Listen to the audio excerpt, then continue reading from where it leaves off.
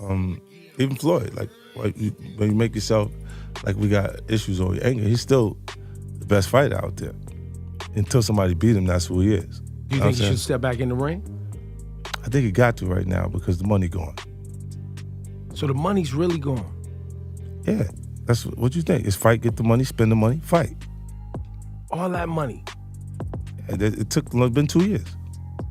So is it just his overhead is so high on a day-to-day, month-to-month? Like I don't even want to talk about it. Like with the lifestyle, that money's gone, trust me. Now it's like you call him, he'll be at your local hosting in a nightclub because you need that action right now.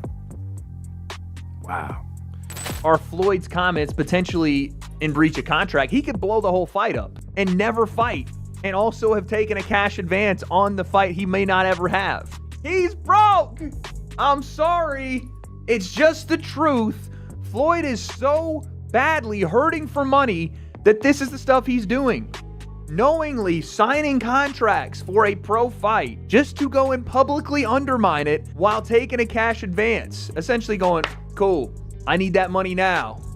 Who cares about the fight? Floyd Mayweather is currently dealing with major financial pressure after reports claimed the IRS placed a lien on his assets over nearly $7.3 million in unpaid taxes connected to 2018 and 2023. Mayweather is being targeted by the IRS over unpaid taxes, with some of his properties and assets being held on lien until the full balance is paid off. And if not, said assets will be fully taken away. This report comes from Business Insider, but is also now being reported by Ring magazine, in which they reveal that the IRS has filed a lien versus Mayweather in Las Vegas, currently putting a hold on Mayweather's Vegas property due to unpaid taxes stemming from 2018 and 2023 that have now ballooned to $7.3 million. This situation is reportedly far bigger than a minor financial issue being exaggerated online.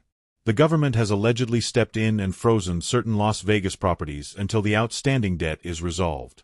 If the payments are not handled, those assets could eventually be seized. You think he's talking this trash because he wants a rematch? You think he actually wants Absolutely. You think he wants a rematch? Look, another reason why he's crawled out of his rock, he needs money. You think he needs money? Absolutely. He's always flossy. It's absolutely, he needs money. You think he's going Once broke? Again, come on. Fighters like that always go broke. He's always spending, so I guess. Absolutely. Look, he's not fighting anymore, so that big money's not coming in. Look at what happened to Mike Tyson. He made what, $500 million? Right. You think you can spend $500 million overnight? Absolutely. You can't. What makes the entire situation even more alarming is the timing, because these reports surfaced while Mayweather is already facing heavy scrutiny surrounding his business dealings and his potential rematch with Manny Pacquiao. He's like, Mayweather's broke. I said, no. He's like, no, really, Mayweather's broke. Now, I don't know if it's true. Right. This is what this guy told me. I'm like, how could he be broke? He's like, yo, he spends like crazy. Yeah. Spends like I crazy. mean, it only could go but so long. I mean, and you're not fighting. Yeah. Because I don't see Mayweather even doing any goofy like But that. but you would think that your investments would continue to grow. Right. As long as you keep your spending under wraps. Although Floyd publicly described the rematch as an exhibition, reports claim he originally signed for a professional bout, which could create legal complications if the agreements are not honored. At the same time, there are also allegations that the same fight contract was used as collateral for a loan, raising additional concerns about his financial condition behind the scenes. Is that what he's feeling? But he signed a real fight. So it's for sure? Yes, the contract that we signed is a real fight. Real fight, okay. Yeah, because I know he said... I wouldn't fight an exhibition. No exhibition. It's either real fight or nothing.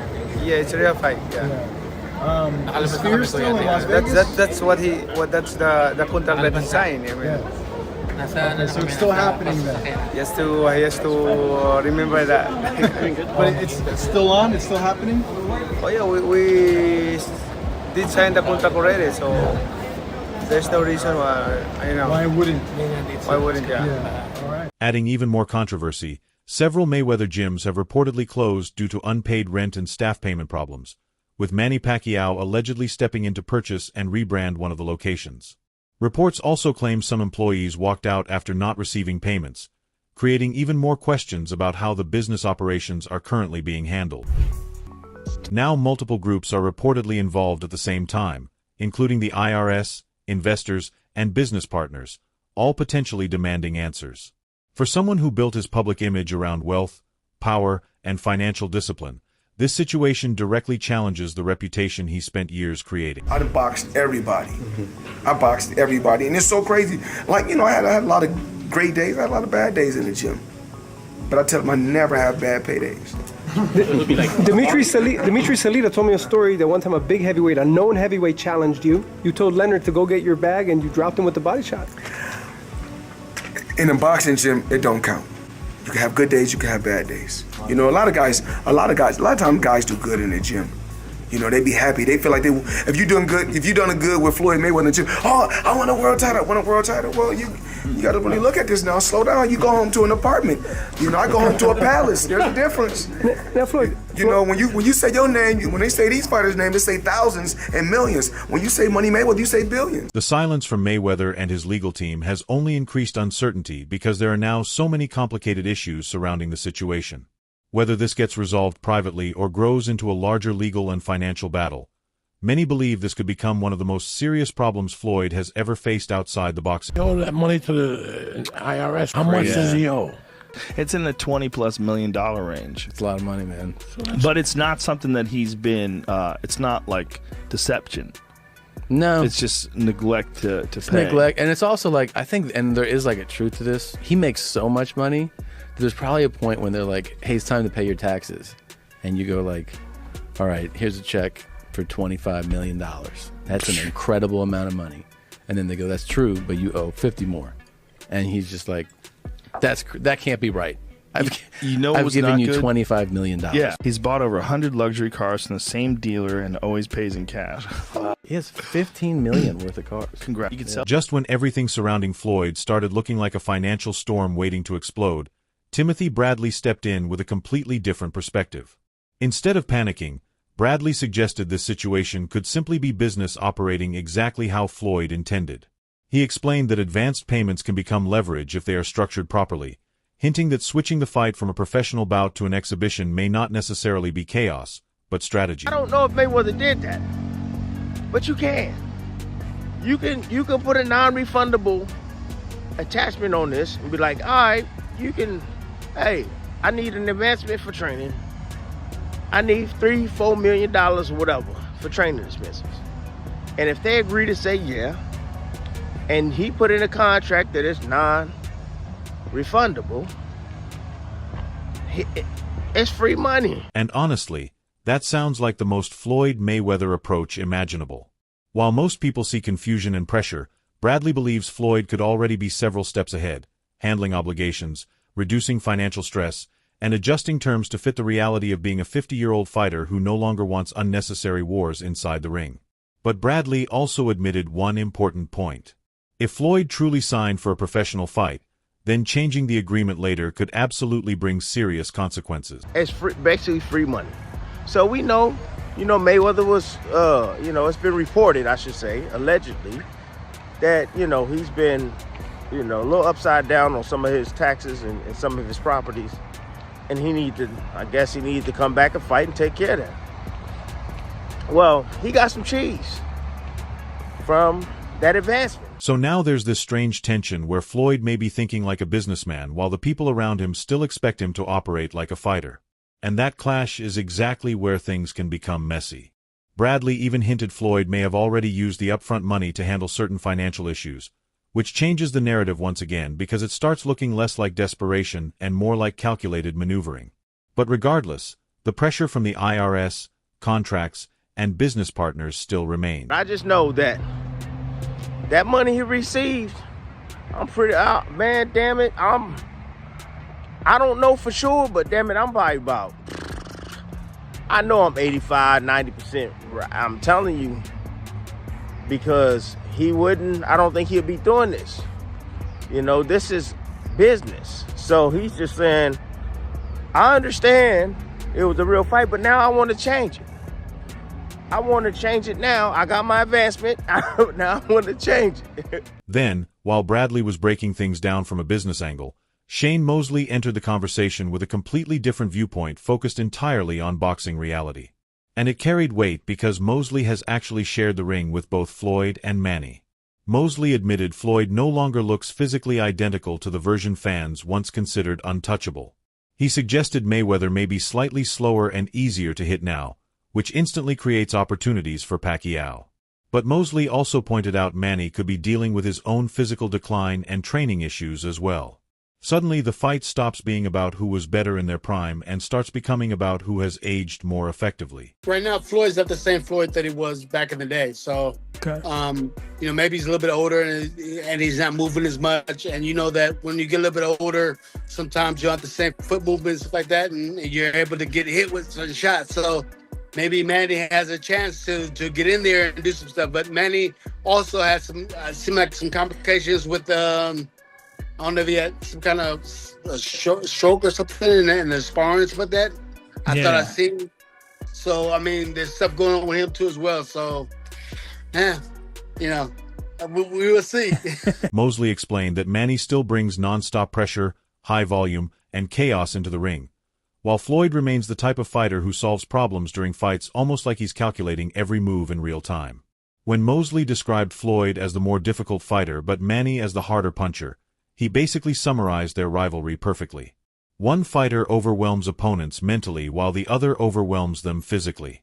Mosley even reflected on the moment he hurt Floyd years ago, suggesting opportunities against Mayweather disappear instantly if they are not taken immediately.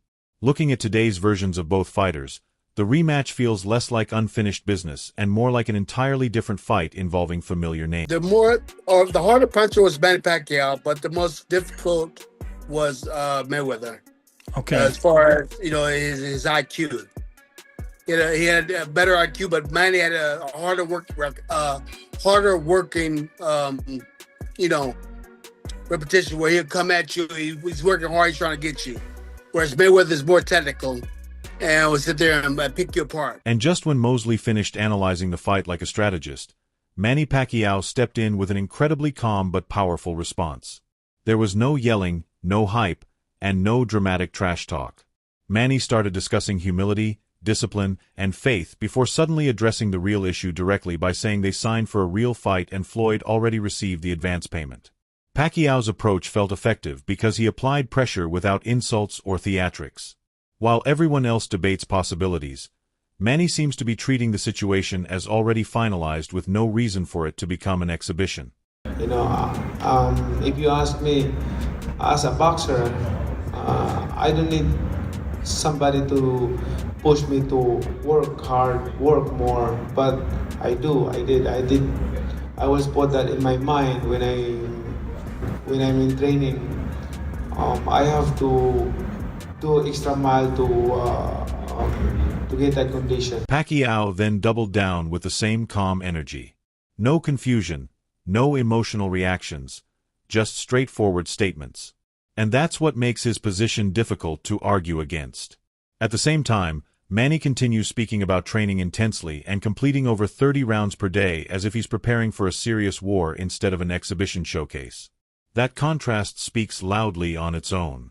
One side appears focused on adjustments and negotiations, while the other side looks completely committed to the original version of the fight that was promised from the beginning.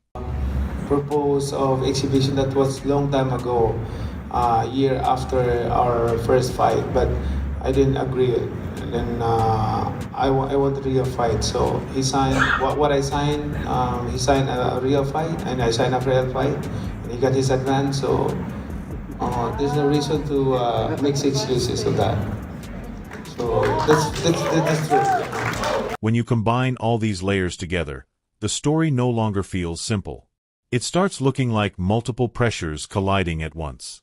On one side, there's the IRS situation, financial concerns, contracts, and business problems creating major questions behind the scenes. Then Timothy Bradley changes the perspective by suggesting Floyd could still be strategically controlling everything like he always has. But immediately after that, Shane Mosley pulls the conversation back toward reality by reminding everyone that aging eventually affects every fighter no matter how intelligent their business decisions are. Then Manny arrives completely calm and focused, making the situation feel even more uncomfortable because now the discussion shifts toward who is actually honoring the agreement they originally accepted. Well, we all look forward to that fight. I mean, he signed a real fight, and he got his advance. So, then now makes excuses now. That's where everything finally crashes together. Business versus obligation. Strategy versus expectation. Legacy versus reality.